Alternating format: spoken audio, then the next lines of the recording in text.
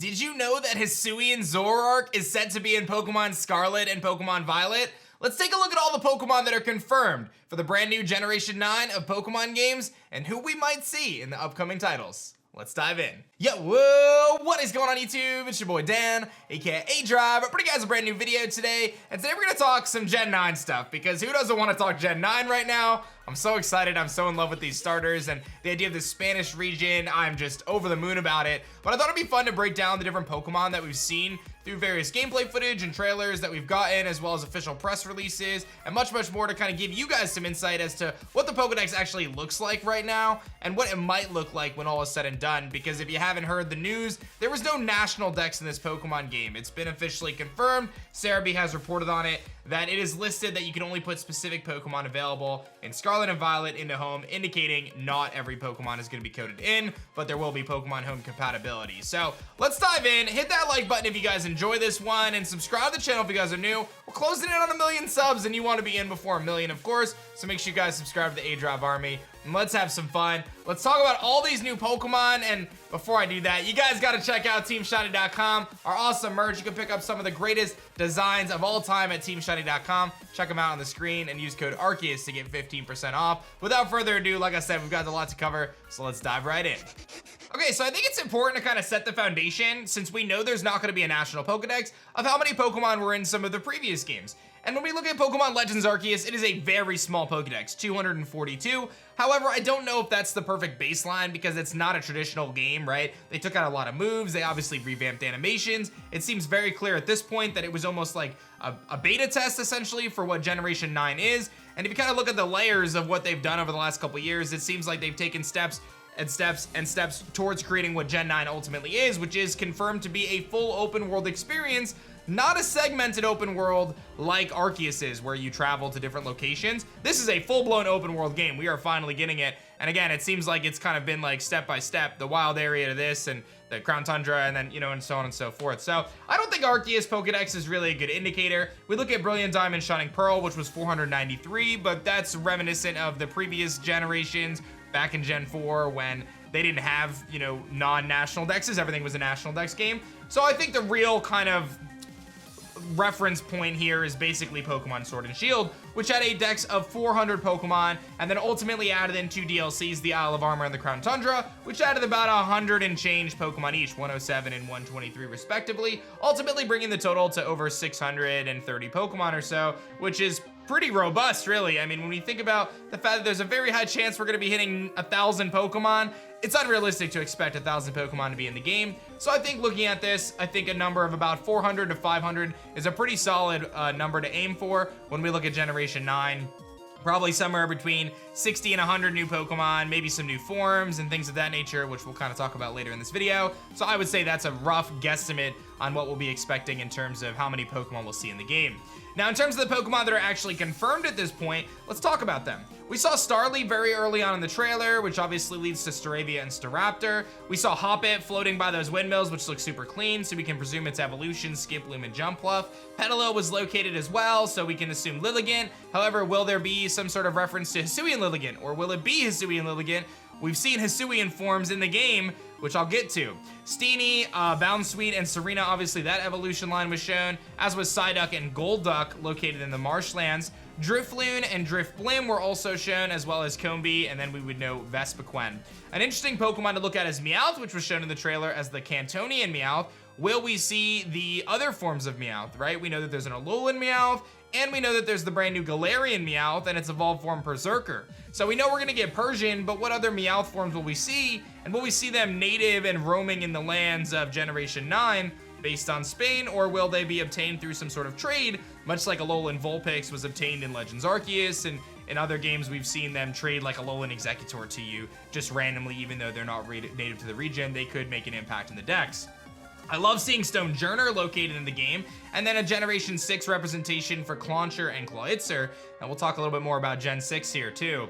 Wingull, Pelipper, and then some more birds, Swablu and Altaria. Obviously Pikachu's gonna make it into the game, so you've got Pichu, Pikachu, and Raichu, as well as Chansey, Happiny, and Blissey, that line. I love seeing Seviper, And while it wasn't confirmed, if you see Seviper, there's a really high chance we're gonna see Zangoose as well. I think it's worth mentioning. Larvitar, Pupitar, Tyranitar, and of course the Magnemite line, which looks so slick and clean with that brand new texture, Magneton and Magnezone. Some screenshots showed us Riolu and Lucario, as well as Zorua and presumably Hisuian Zoroark in a really epic screenshot showing the seamless battles.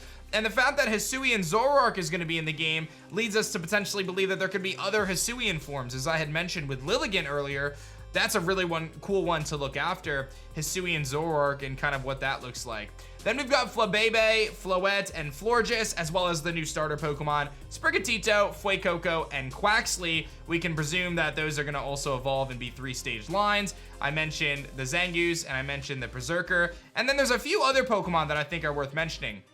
We know that these Pokemon are going to obviously get evolutions, and there's going to be legendaries for the game. So we'll have a Scarlet legendary and a Violet legendary, which could be based off of the fruits. If you guys didn't see kind of my full breakdown, there's a lot of thoughts that there could be some sort of relationship between the blood orange and the grapes and how those kind of tie in, and I would not be surprised if there's some influence there for the legendary Pokemon when all is said and done. And generally these types of generations will have another legendary, a third legendary, because that's just what Pokemon's formula looks like. Then there's a few handful of Pokemon that are actually in decoration throughout the region that we didn't see necessarily like full-blown in sprites or like in gameplay, but we saw them in other things, and that's Choodle, which was located on a book. If we have Choodle, then we probably have Dreadnought. Corsola was located on a painting, which could mean that we get Cursula as well, which is a Galarian Pokemon. We saw the Dratini statue as well, the water fountain of Dratini, which leads us to believe that we'll probably get Dragonair and Dragonite. I do think it is worth mentioning, though, that even though we see Choodle on a book and a Dratini kind of fountain, that doesn't 100% mean the Pokemon's in the game. I find it hilarious that in Legends Arceus in the Hisui region, they have these structures based on Weezing, Galarian Weezing, but Galarian Weezing is nowhere to be found in the game. So who knows what that ends up being, but ultimately, shoutouts to this Reddit thread here saying about 49 Mons confirmed, another 18 or so that we can kind of speculate on based on that. So we're at about 67, which is a really small portion of what this full Pokedex could look like, about a fifth, maybe a sixth of what the Pokedex could ultimately look like. Now, when we consider the Pokemon that could be located in this region, I think it's really important to take note of where this game is taking place. And we talk extensively about the fact that it's very clear that this region is based on Spain and Portugal, and that country just so happens in the real world to border France, which is what Kalos was based off of. So there could be a huge influence of Kalos represented here in this new region of Pokemon Scarlet and Violet, and that could see a lot of Pokemon from the Kalos region migrating essentially to this new location. And we may even see new forms. We've seen forms for Generation 5, we've seen obviously big influence in Hisui. Avalugg has a new form in Hisui, so this could be an opportunity for us to get essentially Scarlet and Violetian forms of Generation 6 and other Pokemon as they kind of change. It seems as though Pokemon's not doing away with the form concept at this point, so I would not be surprised to see more forms added there. I think it's also worth mentioning, and I may be going out on a limb here, but I'm a big Mega Evolution fan, and it just so happens, again, Spain and France border each other. France, or Kalos, is where Mega Evolution originated in the Pokemon franchise. I would love to see a tie-in with Mega Evolution and see some new Mega Pokemon introduced and bring that mechanic back, maybe reinvigorated for the new games Pokemon Scarlet and Violet. I just think it's worth mentioning. Whether or not it happens, I don't know, but I would very much so love to see Mega Evolution return when we, kind of dive into Generation 9. And of course, if you haven't looked at the Japanese logos or watched that other video I had mentioned earlier, where I kind of did an in-depth breakdown, there's this like star crest icon, which is most certainly important in terms of a new mechanic in the game. Maybe it ties back to Mega Evolution in some way. Maybe it's like more like Z moves. I don't know. But again, fingers crossed for Mega Evolution. Pretty pleased. So that's your breakdown for all the Pokemon that are going to be in Pokemon Scarlet and Pokemon Violet that you can look forward to, and what I think we could see in terms of other Pokemon as well, right? Because I really feel like we'll probably see a big Kalos influence, and it's almost certain that Charmander is gonna be in the game, right? Because we need Charizard for sure.